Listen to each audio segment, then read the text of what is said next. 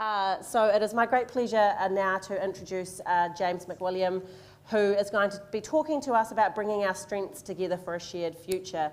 James is the Global Sales Director at Alliance and was appointed to that role in 2024. But prior to that, he was the Group Planning and Optimisation Manager and has also served as Plant Manager in Levin and Global Sales Manager as well. James has spent his entire career in the red meat industry, including starting out from a sheep and beef background, and brings a huge amount of experience to our discussions today. And I'm really looking forward to understanding the role that Alliance will be playing as we start to navigate this new future. So handing over to you, James. Thank you. From quantum physicists and Nobel Peace Prize winning AI geniuses to me. So, look, good morning and thank you very much to the Thriving Southland team and the wider catchment groups joined here today and the invitation to be with you. I'm James McWilliam, Global Sales Director of Alliance. As you've heard, I won't spend a second longer than has already been done on what dubious history I have, which justifies my presence here today. Suffice to say, I have a deep passion for the people and the New Zealand red meat sector and our place on the global stage, and I look forward to sharing some insights with you today. History, typically a precursor of the future. In 1948, in this very region, Alliance was founded. A small group of Southland farmers getting together, disenfranchised with Wellington and the commercial outcomes and returns for their businesses. Back then, the New Zealand red meat industry off the back of World War II was by and large controlled by British ownership. Companies such as Vesti, Borthwick's and Weddell were large British multinational entities which controlled and owned processing assets in New Zealand. Sound familiar? Alliance did not technically process animals until 1960, when Lawnville was opened and commissioned. And today that plant remains the world's largest export sheep meat premise and the facility which is the jewel in the crown of Alliance and the New Zealand and red meat industry. The preceding years of Alliance's history have been by and large expansion and growth by the way of merger or acquisition, including in the early 2000s where Alliance expanded into the North Island, specifically with the acquisition of the Dannevirke and Levin plants. In the 2010s, the red meat industry went through some catastrophic changes off the back of declining flocks and herds and a changing of the industry, and Alliance wore the brunt of that, which culminated in last year's sale to Dawn Meats, which took place on the 1st of December 2025. The entity today is 65% Dawn Meats owned and 35% Alliance Investment Co-op, which is an ownership holding maintained on the New Zealand Unlisted Securities Exchange. This acquisition and the ensuing partnership now 6 months in is the joining forces of one of the world's leading sheep meat processors and exporters based in the Southern Hemisphere, and the UK and Ireland's leading Northern Hemisphere-based beef, retail packing and food service processor.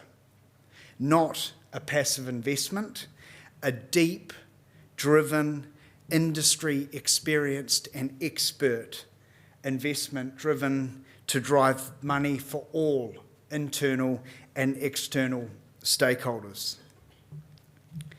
An entity now all told 4.75 billion euro, or in New Zealand terms 9.65 billion, exporting into in excess of 70 countries, 12,000 employees, dealing with over 34,000 farm suppliers, and exporting and selling in excess of 600,000 metric tonnes around the world.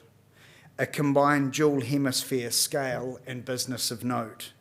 Alliance sees the world and looks at the world through a new lens, a lens which is far closer to our consumers and our end use.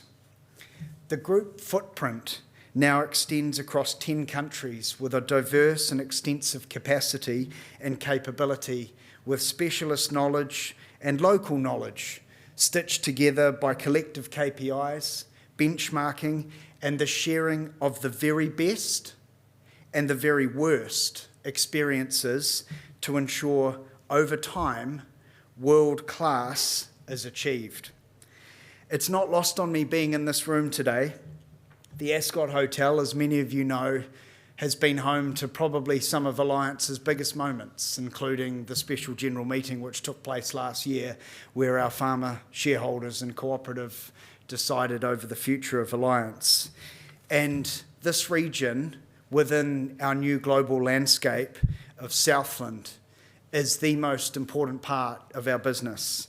The announcement of our multi-year partnership with Rugby Southland and the Southland Stags, if nothing else, signals the importance of this region to us, our 2,000 plus employee base, our 1,000 plus farmers from the region, and the tens of thousands of people in the community whom we serve.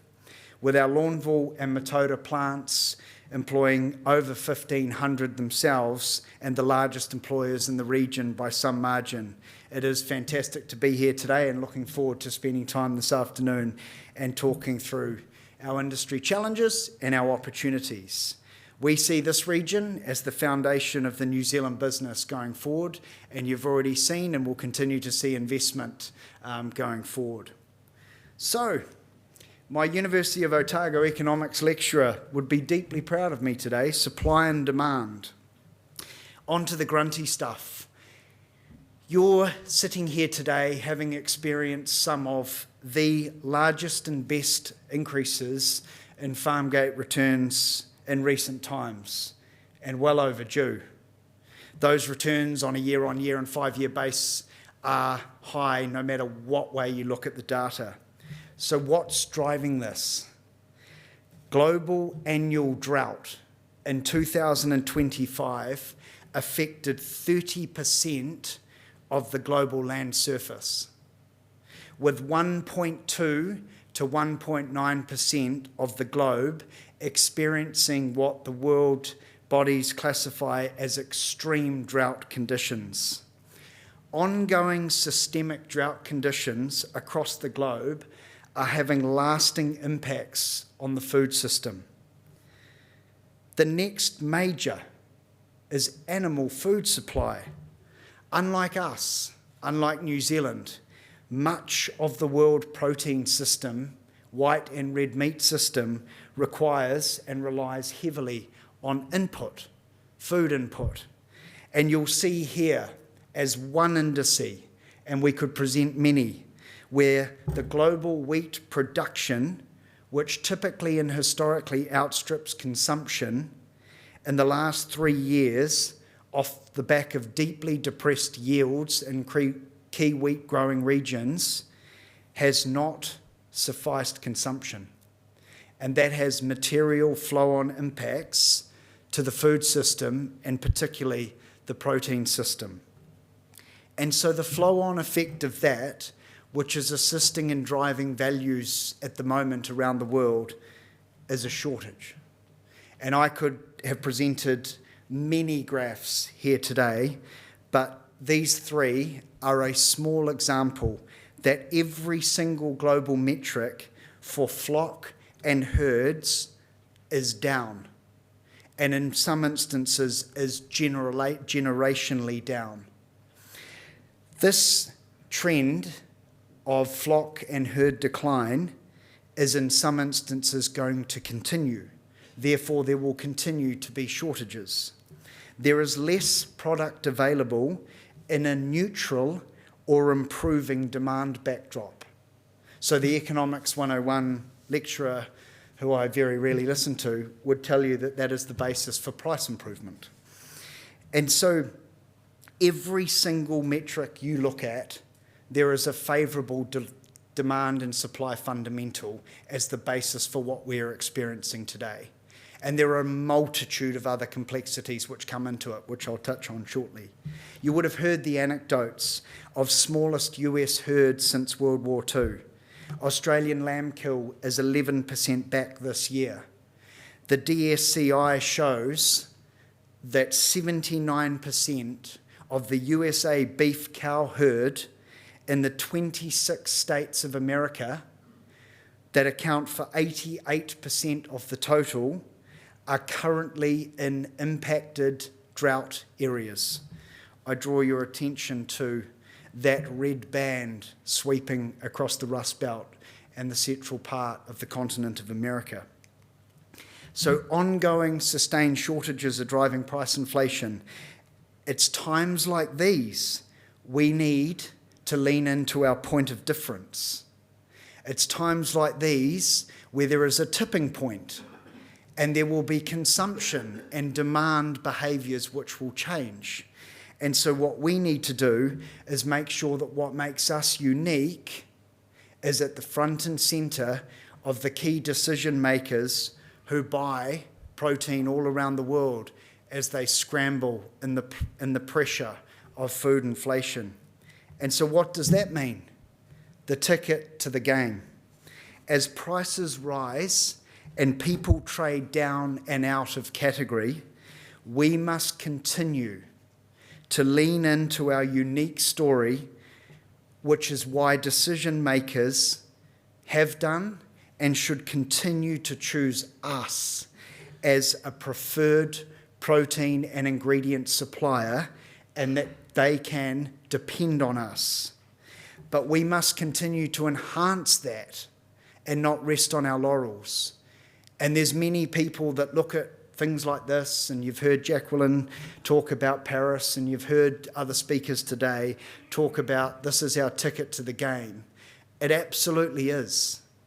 And if we didn't have these statistics that are heavily in our favour and prove that our system here does have a genuine point of difference across alternatives, then we're having a very different commercial discussion, which means Vangelis's discussions as he agrees trade negotiations and agreements all over the world, we start from a lower base because we always arrive at those conversations as a very, very small player and in a big, big world.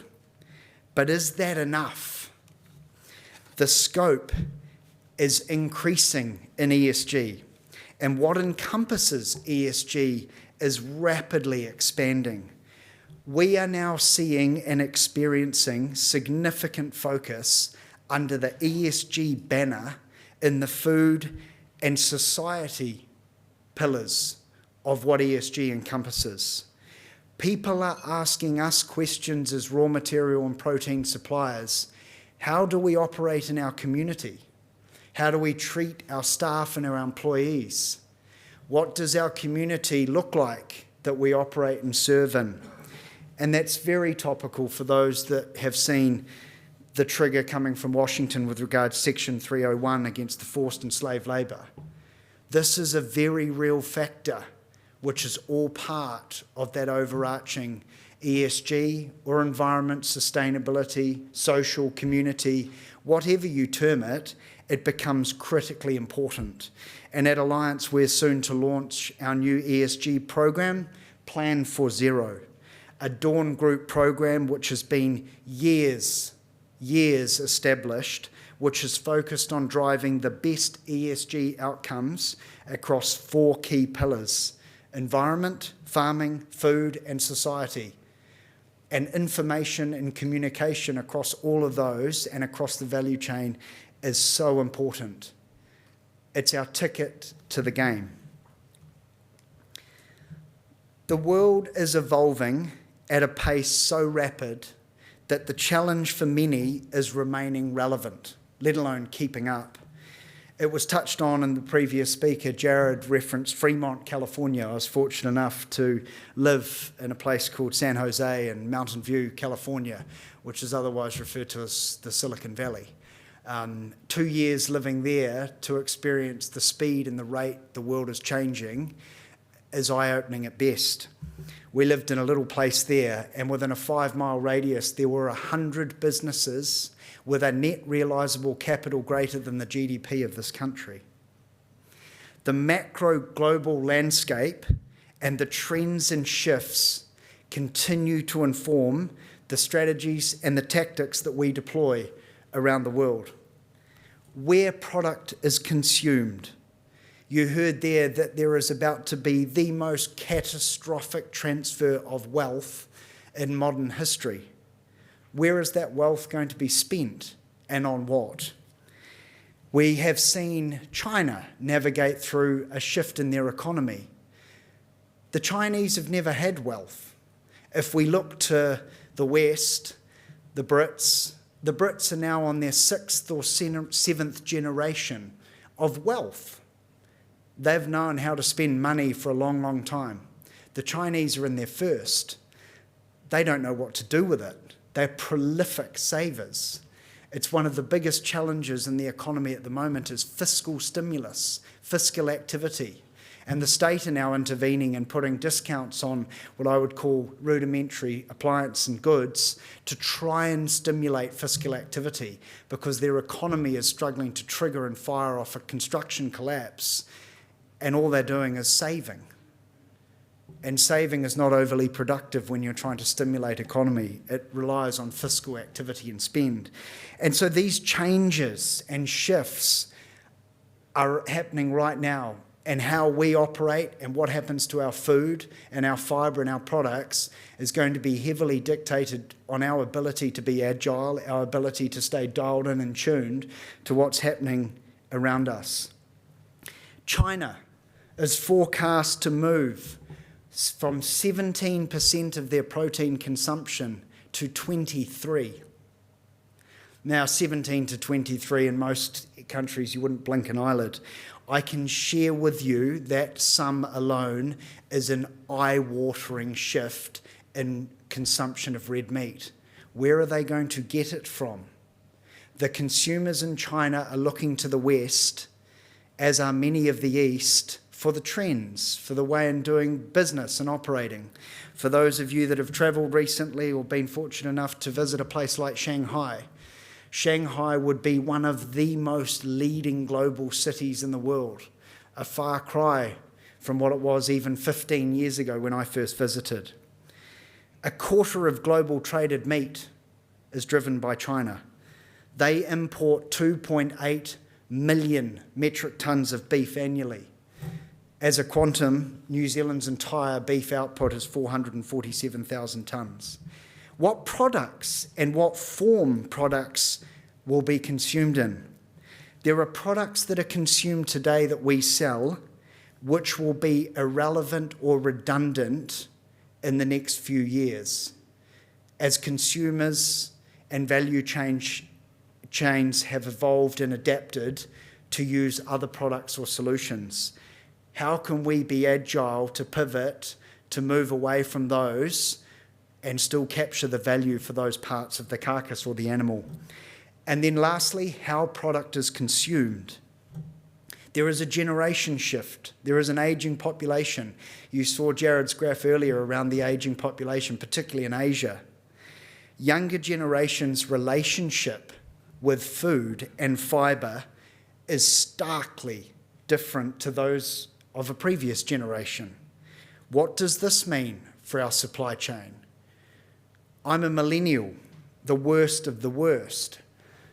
The way I consume food and the way I look at food and the way I transact with food is starkly different to my father. And therefore, what we do as a value chain to meet the needs of the younger generation who are now living in apartments in big global cities without a kitchen. So I'm sure some of you may have seen them, but if you go and live in a central city apartment, which is very modern, usually environmentally friendly, they do not have kitchens.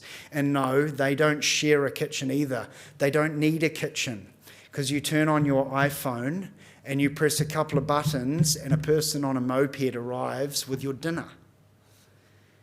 And that generation have absolutely no desire to cook, nor would they know where to start.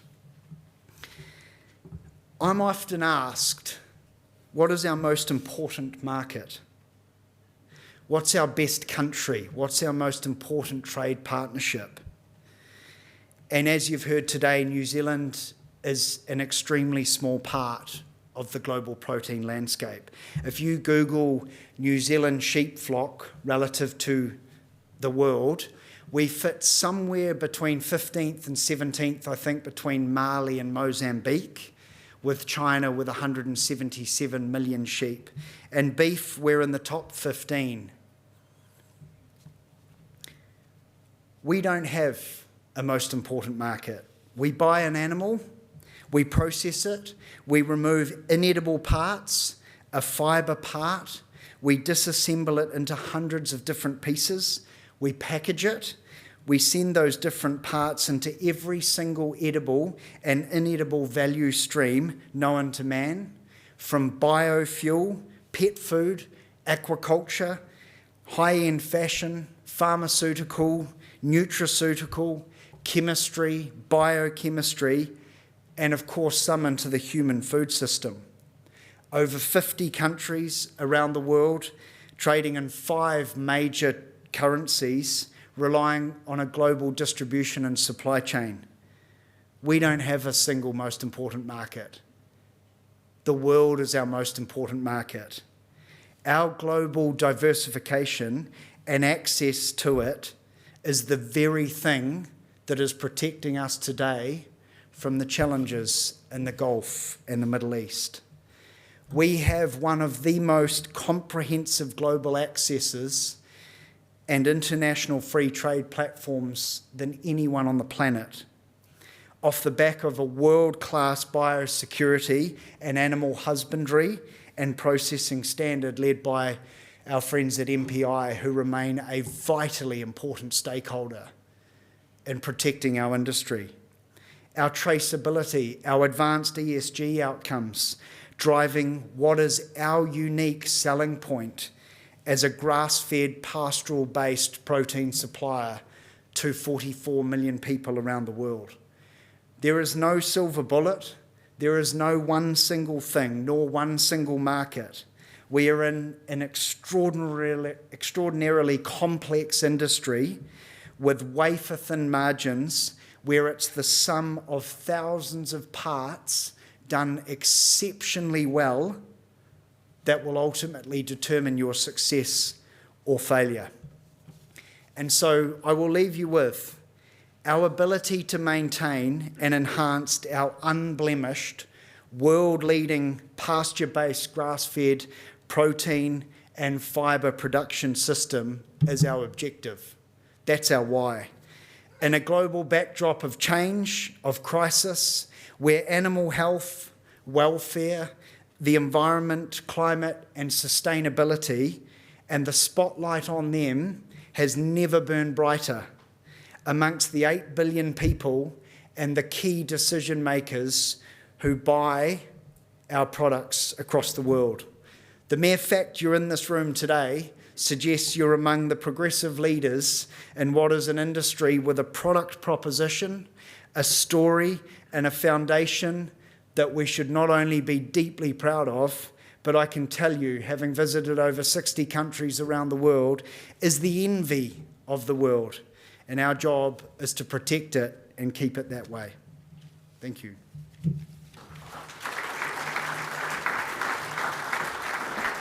Look, James, thank you so much for your insights. One thing that really stood out to me is if we think about the beginning of the day where we heard from Hamish and Vangelis about the fact that New Zealand really needs the world, and you summed it up at the end there by saying the world is actually all of our market. And so without that connection, we actually can't do what we need to do here as New Zealand. Question that I have for you, I'm really interested in understanding how you're going about connecting your farmers to help you in reaching that future ambition. And the reason I ask that question is because we talk about all of those things that are important to securing our ticket to the game, but you can't get your ticket without the farmers who help you to actually achieve it. So really keen to hear from you how Alliance are looking to undertake that. Yeah. in a really brief amount of time. Yeah, cool.